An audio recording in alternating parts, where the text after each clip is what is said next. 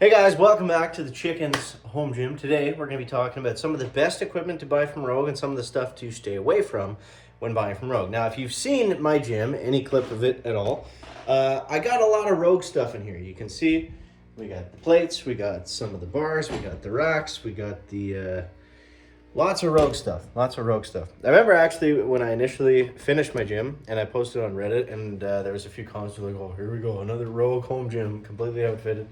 Reddit's weird, but so I think it's important to know, especially when buying home gym stuff because it's so expensive, what is worth going with the higher end quality and what is worth maybe looking at some other options. So I think for the most part with Rogue, you're going to be really safe with the bigger items. You're going to be really safe with the squat racks, with the stuff that you already kind of have to spend a lot of money on. I think it is worth, to some extent, paying that little bit extra price and getting a really quality product.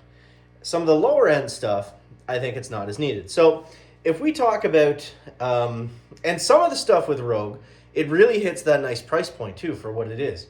Like some of it is kind of unmatched. Like if you're going to buy, say, a smaller power rack or squat stand or power cage, and it's not huge. When it starts to get like above $1,500, then you can start looking at like some of these other guys that are close in quality but maybe not quite as hitting the Rogue standard, but like Bells of Steel, Rep Fitness, which Rep is probably the same quality if not more in some aspects, but you can start to look at other companies at that price point.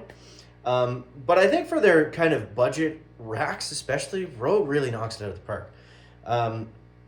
You just can't really beat it, especially in Canada, because getting stuff in Canada is tough because if you have to get it shipped over the border, it's too expensive because you have to pay such wild import fees, which is something I didn't know when I got my barbell from American Barbell, or I didn't factor in it was going to be nearly as much.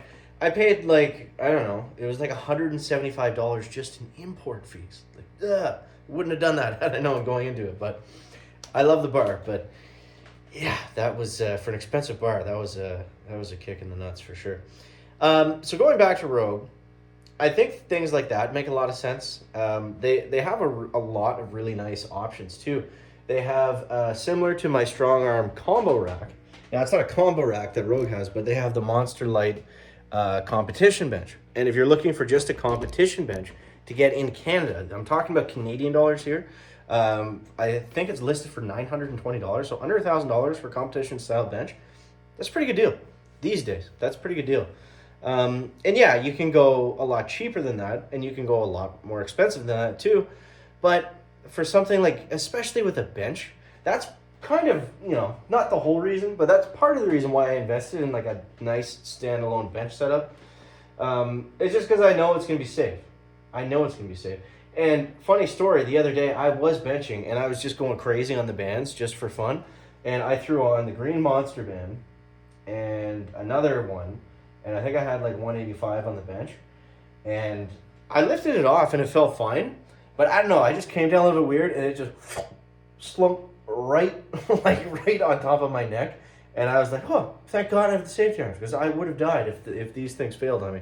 I had my friend with me who was benching too, so I wouldn't have been a problem. But I probably would have knocked the wind out of me or maybe knocked me unconscious. But yeah, some things like that, when you're playing with your life, it's important to invest in quality. Now, for other things, like if we start to look at accessory equipment, that's where I would say Rogue really struggles for the home gym market for the most part, because you start looking at like their cable machines specifically, like, who's really spending $5,000 on an accessory machine? Like, yeah, it's nice. I get it. It's lovely. It's awesome. And I'm sure it works great and it's beautiful, but there's so many cheaper options that for the sake of doing, lat pull downs and tricep extensions, you can get, equal bang for your buck.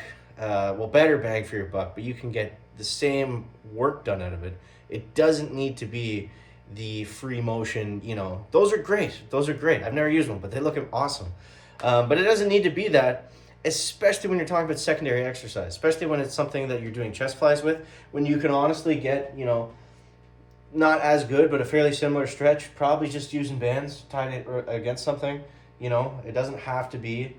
For that, I don't mind sacrificing the budget. I think that makes a lot of sense. Then if we start looking at things like specialty bars, I think that's another thing where you can look at some of these cheaper companies, even Amazon, because what's the problem going to be? You know, like a curl bar. Like, you think a cheap one, it's going to fail? What are you really putting on this? 90 pounds, 100 pounds? Like, it's not gonna just give out and break. Like, they don't make them that shitty. Yeah, it might not feel as nice, might not have the sweet grip and stuff, but do you really need that? Like, it might not even be something that you use all the time. So I think things like that make a lot of sense to stay away from with Rogue. Now, I got my plates from Rogue, which, looking back on it, I definitely ended up overpaying for them. Now, mind you, at the time, compared to now, I got a sweet deal on it, which, considering during the COVID boom is when I got everything. So I got the machined Olympic plates. I've done some reviews on them. I really like them. There's a little bit of rust on the inside, but other than that, they've, like, if you look at it like here, like, yeah, you're gonna see some defects. But if you look at it back here, it looks brand new. So I mean, who's really coming over like with a microscope and looking like, oh, the chicken's got some rust in the circle there? You know, it's just, they look great. They look awesome, and I love the sound and I love the feel of them. Now, so I ended up doing well, supposedly, even though I thought I was overpaying at the time. During the COVID stuff, when the home gym things really started taking off, because I just looked at it. I think it was last year, maybe the year before, maybe 18 months ago, something like that. No, it was a year ago. It's a year ago-ish.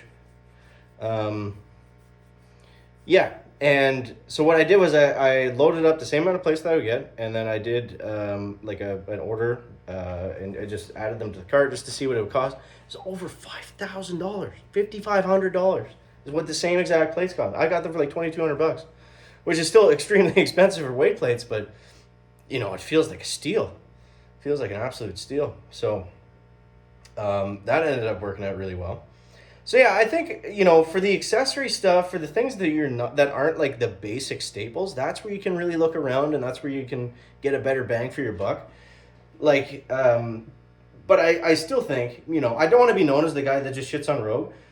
I think the reason that I say things like that sometimes is because I want to get the message out that it's not just like, just because it's Rogue, it's amazing and it's perfect and it's the best and, you know, you have to get it. Like, I don't want to be the guy that promotes getting the best stuff all the time. That's why I make videos like why I wouldn't get the Rogue Ohio bar, and I give you some, you know, different alternatives to that barbell that might make more sense. Like, I've got the Synergy bar, $200, and I love it. I love it. I really prefer benching that bar because it's just got really nice grip and it feels great. And yeah, it was $200 Canadian, so it was like $150 American. But it's awesome. And I've also got on the other end, I've got a $1,000 American barbell, and I absolutely love it for squatting. It's so grippy. I've never had it slide around on me. I never have to use chalk for deadlifts with it. And yeah, but that's squatting and that's deadlifting, and that's something that I don't want to fall out of my hands. I don't want it to slip off my back, you know. So it's worth, you know, investing in a little bit there. So at the end of the day, it's up to you. It's what you prioritize in your home gym and what makes sense for your budget and for your dollars. So yeah, if you guys have different like comparisons or things that you have in your home gym that you spend money on that maybe other people wouldn't, or vice versa, let me know that down below in the comments. I think it's kind of interesting, if nothing else. So appreciate you guys. Thanks for watching. Make sure to subscribe. Catch you next one.